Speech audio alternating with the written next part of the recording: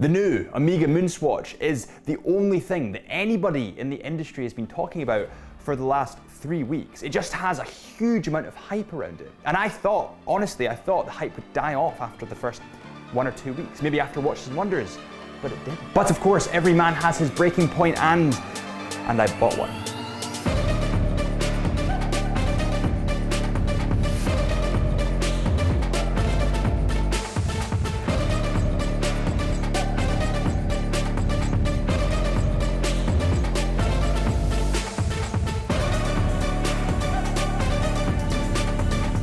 I have just returned from Zermatt in Switzerland. I was filming a project with someone who you might know. Bark and Jack's name's Adrian, is a friend of mine. And it literally took me to go to Switzerland in order to get this watch. I mean, the chaos that ensued after this release was absolute madness. The London Swatch Boutique, the queues were absolute madness. They had to physically shut the store down. Then you go to New York. The police were called because of some extreme crime that was going on. Then you travel back to Edinburgh and the queue was pretty long, so they had to shut the store. There was not enough stock to supply demand. A lot of people didn't like this release, and I can't understand why. Welcome back to Time in the Wrist at Chisholm Hunter. My name is Harrison, as always, and let's put this down for a second. Today, we're going to be talking about the Omega MoonSwatch, and there's some mixed reviews about this. Some people really love it, some people really don't like it. I'm somewhere in between at the moment. I'm swaying to one side, but before we get onto my opinion, let's talk about the specs of this bad boy, because I did buy one and I like talking about watches. This watch comes in at 42mm in diameter, which is pretty perfect for my wrists. It also comes in at 13.75mm in thickness, so it is quite a thin watch, but of course it is a quartz model. It has, according to my digital calipers, 20mm lugs. So the specs of this watch are actually extremely pleasant, especially for my wrists. I have 6.5-inch wrists. It wears really, really nicely. What you need to remember here is this is a Swatch watch. It's not an Omega watch. It's not going to have the same weight and quality as an £8,000 Speedmaster. It is a Swatch watch, but it looks really handsome. With that said, if you would like me to do a comparison between the Omega Speedmaster and the Omega MoonSwatch, then let me know in the comments. I think that'd be quite an interesting one to do. I mean, they're not really comparable, but it's quite fun. The case on all 10 models is made from Bioceramic. Now, we've had a lot of questions on our Chisholm Hunter Watches Instagram page asking what Bioceramic is. Bioceramic is a mix of bio-sourced plastic and ceramic. Now, these bioceramic cases come in different colors based on different missions. So, for an example, there's Mission to the Sun, which comes in a yellowy kind of color. I could never pull that off. There's then Mission to Mercury, which is the one that I actually bought. I think this is the most handsome one of the bunch. Then we go to Mission to Venus, and it's a pink kind of color. I probably couldn't pull that off either.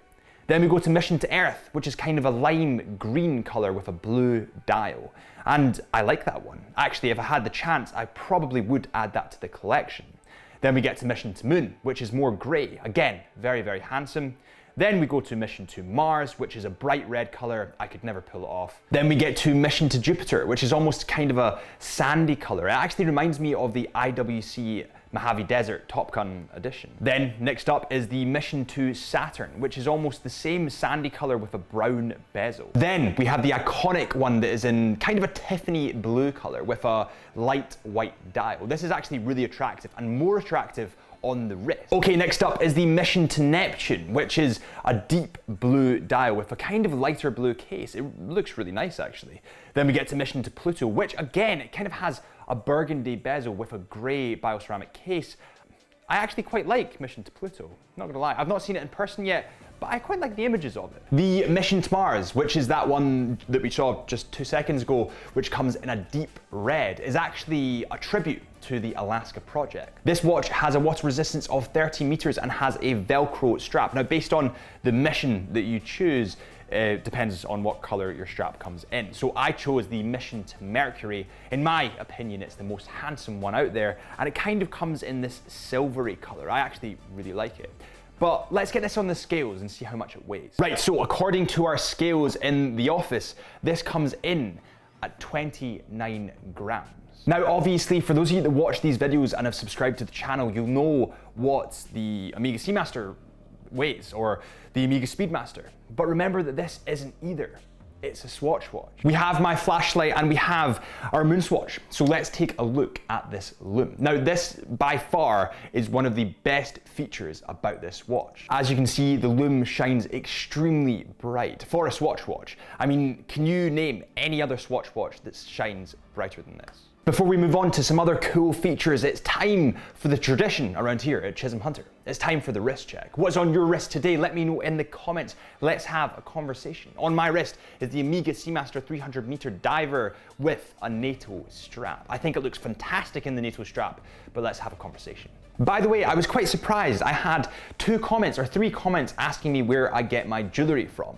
Both my bracelet that I have on and also my chain are from Chisholm Hunter. Chisholm Hunter are actually jewelers, so you can click the link below if you want to shop jewelry.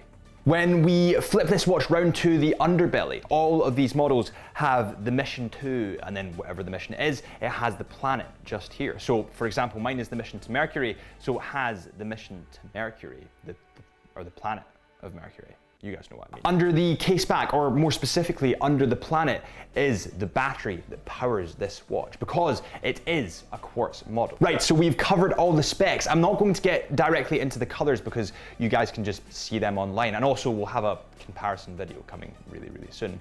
But let's get back to the original point. Let's talk about that madness that ensued after the release of this watch. What surprised me is the sheer volume of people that knew about the Omega Speedmaster. I think it was fantastic. And the reason that I thought it was fantastic is because it opened up the Speedmaster to a new generation, a generation that might not be able to afford the Omega Speedmaster. The MoonSwatch has that buffer for them. And then from the MoonSwatch, they can always aspire to get a Speedmaster. So in essence, what this watch has done has brought more people into our industry who can speak our language, so to speak. We've got more watch nerds to have conversation with, and I think that's great. Here's the thing, a watch is meant to mark a special moment in time. Whether it's a birthday, a graduation, whether it's starting a new job, each watch has a sentimental value to the owner. And when a watch comes in at £207, a lot more people can attach memory to that watch than if it came in at £5,000 or £6,000. Whenever I look at this watch, I'll be reminded of being in Switzerland, being in Zermatt with 2 good friends of mine, one of which you'll know is Adrian from Bark and Jack, and I was working on one of the biggest projects that I've worked on to date, videography wise. So it sort of staples that moment in time for me. Whenever I look at this, I will be proud. I'm brought back to that moment in time. And it's the same for people that were waiting in the queues for the Swatch watches. I saw a lot of stuff online saying that people had made friends through common interests. And it's the same for the whole industry. I mean, the Swatch watches brought everyone together like they'd never been before. And coming from a period of COVID where we've never been so far apart, it's good to see everyone coming back together. And that might have got a little bit emotional, but it's because that's how I feel about this watch. I do have emotion towards it. I do have a sentimental connection towards this. And I love the community that watches create. I mean, we've got an incredible community. I see your comments every single day about watches, about new releases, and it gives us a common interest to talk about and brings people together. And at the end of the day, I think that's what it's about. Swatch have made something fun, have made something new, have got people talking, and have brought people together. But listen, this is all just one man's opinion. I would love to hear your thoughts on this. Do you think that this has been good for the industry, or do you think this has been detrimental to the industry? I would love to hear your thoughts. I would also love to hear which one of these you would go for.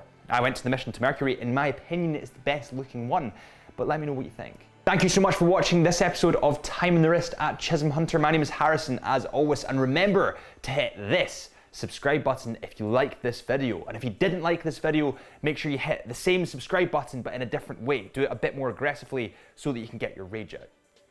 I thought that was quite funny.